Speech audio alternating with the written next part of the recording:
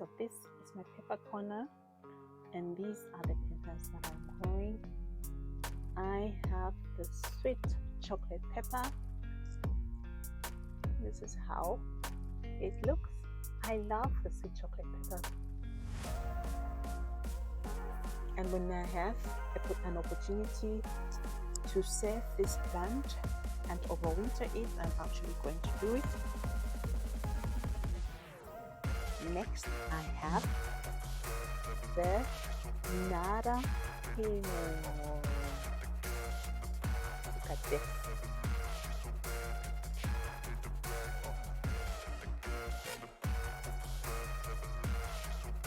These look amazing. I'm ready to harvest.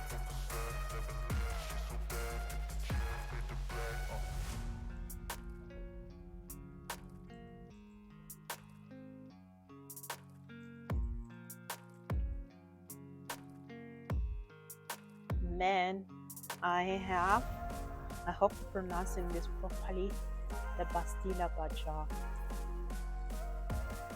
Now,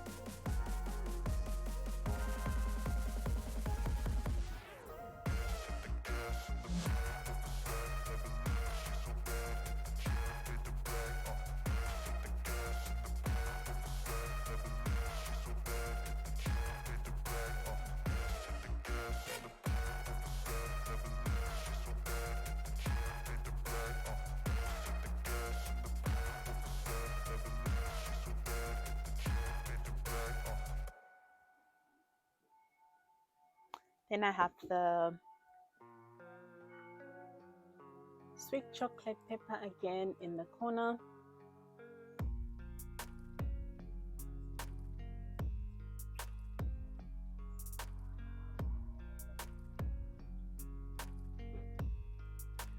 Now, because of the sun, some of my peppers actually have heat stroke, as you can see.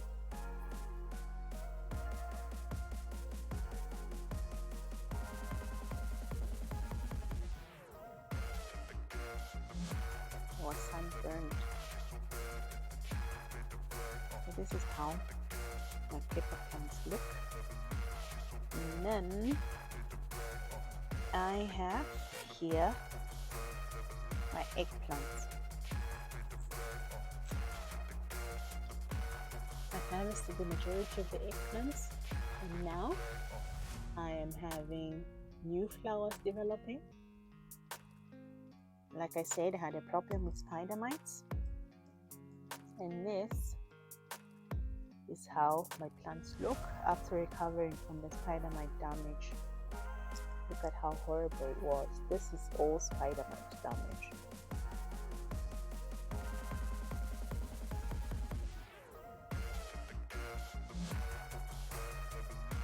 And then the disaster corner, where I have all my physalis. Look at this.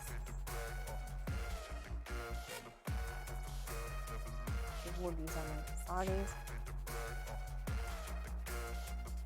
I have two varieties. The first one here is called the ananas kirsch physalis. That's the German name. It's a pineapple flavored ground cherry, and as you can see, there was also a lot of spider mite damage, but the new growth seems to be fine.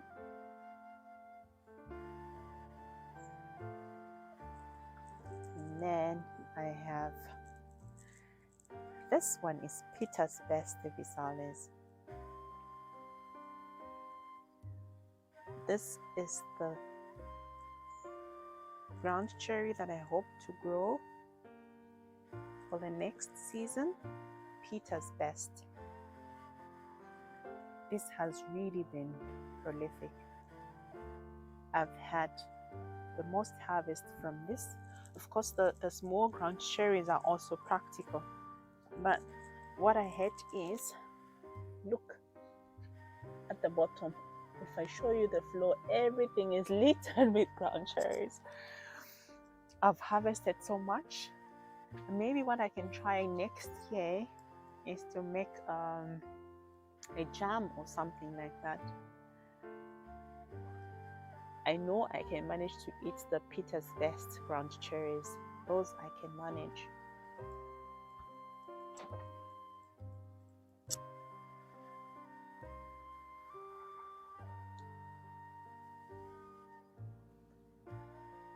Sorry about that.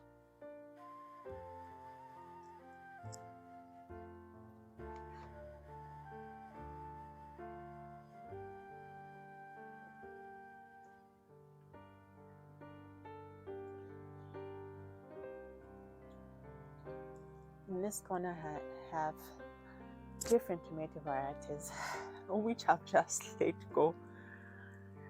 Because I was on holiday and not home, I have not had time to do any balcony work.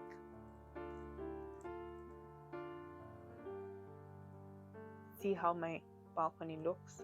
A complete disaster. The whole roof has been overrun by tomatoes. Let me show you.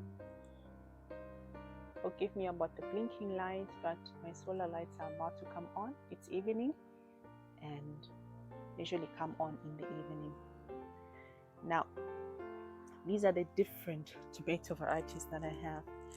And my favorite cherry tomato, which I will be growing every year, I promised myself, is the black cherry. This is my favorite one. It is just so sweet and it's perfect for containers. I'm very happy with it. Like I told you, I've been harvesting most of my tomatoes.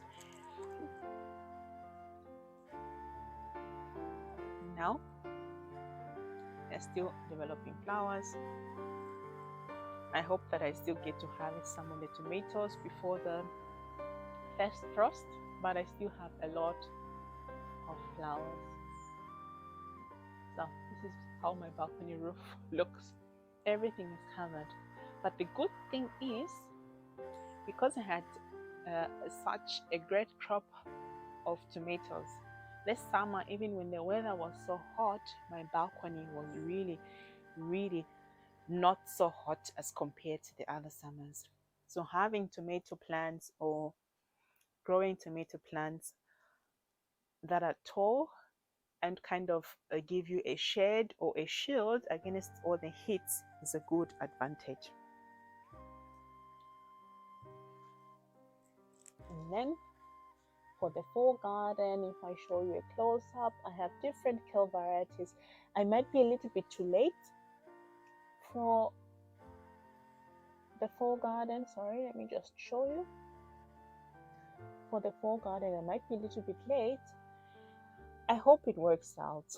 I would say I'll be showing you the progress that I make with my fall garden. If I manage to harvest something and some of the challenges that I will be facing. Like I told you this year.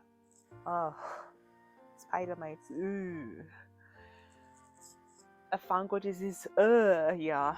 It wasn't so impressive. I was not so happy with the problems that I had. And this is the Ajavaski pepper. I'm looking forward to harvesting these and making maybe a salad or something like that. Now, what I forgot to tell you is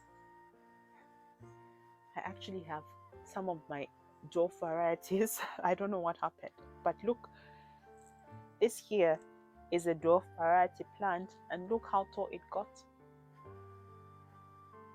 I don't know how possible that is or why it happened. Maybe the seeds that I bought was not so, yeah, might have been a hybrid of a dwarf tomato or so.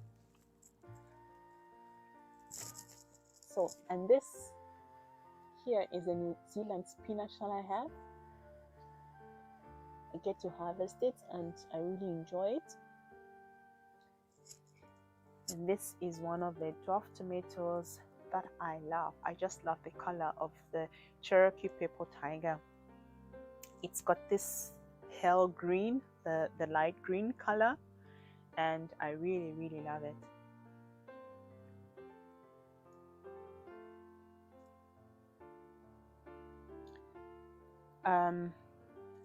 this tomato plant has some sort of deficiency.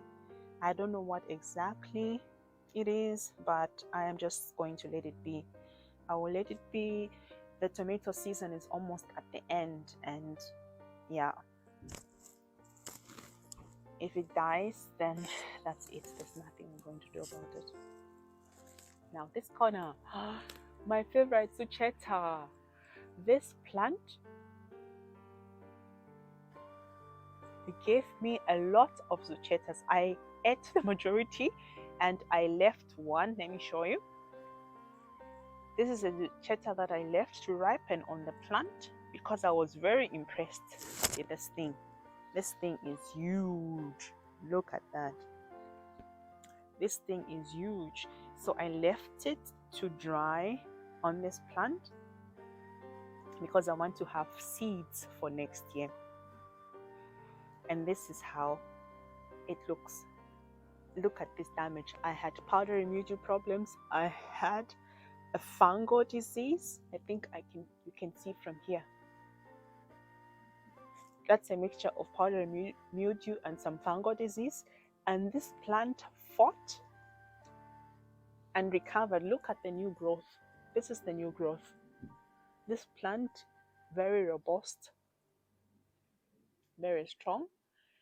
I like it, and I'm going to grow Sucheta next year as well. And here, in small containers, I have my amaranth. I love amaranth. I always harvest, but now, because we're in the fall season and in Germany, sometimes we have the temperatures at night already that are like 4 degrees, and that's a little bit too cold for the amaranth. So I will enjoy the last harvest and just let it, yeah. I don't think it's going to grow so much. I'm not sure if I will get to harvest so much amaranth anymore because, like I told you, the summer season is over. We have fall season in Germany, and temperatures have already started dropping to about 4 degrees at night. And then here, so I tried to do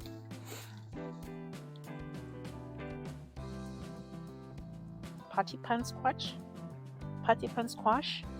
I did this after my first zucchinis that I did in the summer, almost, yeah. After they stopped developing or stopped giving me fruit, I did a patty pan squash. And I'm curious to see if I get to harvest anything. I did it a little bit too late, so I'm curious to see what happens. I hope I do get to harvest something. And then in this corner, I have, of course, the pineapple ground cherry. This thing is like a weed. Look at this corner. Let me show you this corner. This thing is like a weed. It has taken over this corner. I also had spider mites on this plant. Horrible, but this plant seems like it's invincible. All the spider mite damage. I did a spray of peppermint oil and castile soap, and the new growth seems to be healthy. Seems to be a little bit healthier, and let's see what happens. I will try and be consistent with my peppermint oil and castile soap spray. And in this corner, I have more for plants. I have some dill growing. I have some pak choy. I have some Asian salad. I have some collard greens, and I also planted some turnips, purple turnips, and I hope they do grow. This is this corner. And then I also tried to do some late cucumber plants, but because of the spider mite damage, this plant doesn't look so impressive. I'm not sure if I will get to harvest any cucumbers from this plant. I think it might be a goner. Let's see. And then in this corner, this is the one Sucheta plant. It also, yeah, this is one of the branches. for the tributes of the Zucchetta plant. And then in this corner, I have mini cucumber.